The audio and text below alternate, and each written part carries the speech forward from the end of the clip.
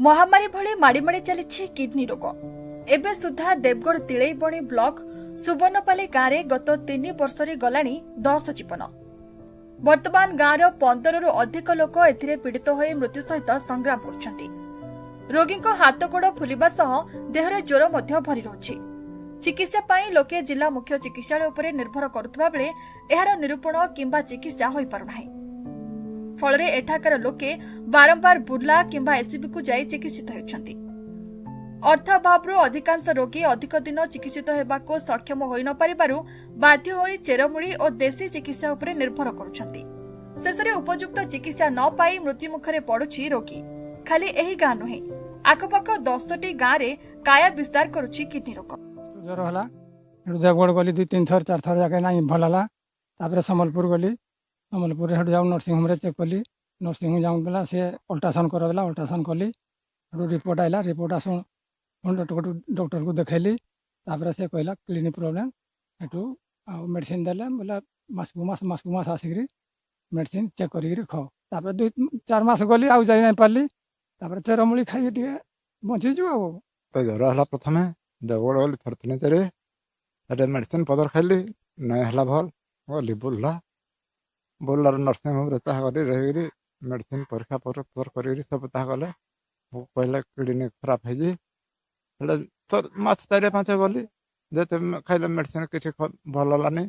मिस्त्री काम करुले 2 वर्ष होलाने क्लिनिक रोग बाहर काम दाम कर पार्बानी किसी नहीं पड़ी रही जाती ज्वर हो सब नहीं पारे कौड़ पैसा पत्र आनबी साउथ भी जाई बाड़ी बिकी सारी ना सब सारिक पैसा पत्र कड़ी ना नागी साहस नहीं अन्यपटे गत 5 वर्ष मध्य विभिन्न ग्रामांचल एही रोग रे आक्रांत होई शताधिक जीवन जाइतिबा बेले वर्तमान अनेक रोगी चिकित्साधीन अछंती।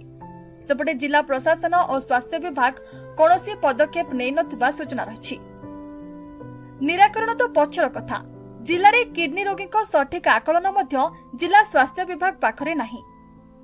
मुख्य चिकित्सालय रे एक डायलिसिस सेंटर टे मध्य नाही, जहाकु नै सरकार को आगरे बारंबार दाबी करि आसुचंती स्थानीय विधायक।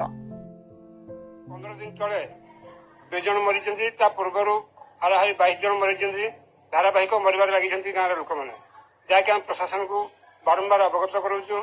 कलेक्टर सहित सीडीएम सहित बहुत ऑफिसर प्रशासन को जने से कई हम पदक्षेप नउना। किडनी रोगी जो डायलिसिस होउचंती से विभिन्न जगार जाई बहु खर्चांत होकर मृत्युवरण करुचंती। एथिपाई आमे दाबी करिथिलु करुचु मध्य मुख्यमंत्री को रजिस्ट्री जोगे बारंबार 3-4 थर जनवा सत्वे एटे डायलिसिस सेंटर टे हे पाइला नाही। एक्चुअली पीवा पानी रो जो प्रॉब्लम अछि सेटा हो गोटे कारण, किंतु तापर भी सरकार बहादुर को जनवार अच्छी जे से आसी सर्वे करूँ कहीं देवगढ़ जिले में ये किडनी रोगी संख्या दिन को दिन वृद्धि होची।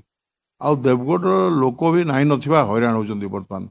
आउ डायलिसिस रो सिस्टम देवगढ़ जदियो जिला हेडक्वार्टर किंतु डायलिसिस रो कोनसी व्यवस्था नहीं। जिले में किडनी रोग दिन को दिन अनायत होगाकू बसिथिबा बेले ए दिगरे स्वास्थ्य विभाग और स्थानीय प्रशासन केबे दृष्टि पड़ुछि ताहा देखिबाकू बाकी रहिला। Deogarh Saroj Kumar Satpathy report, ETV Bharat.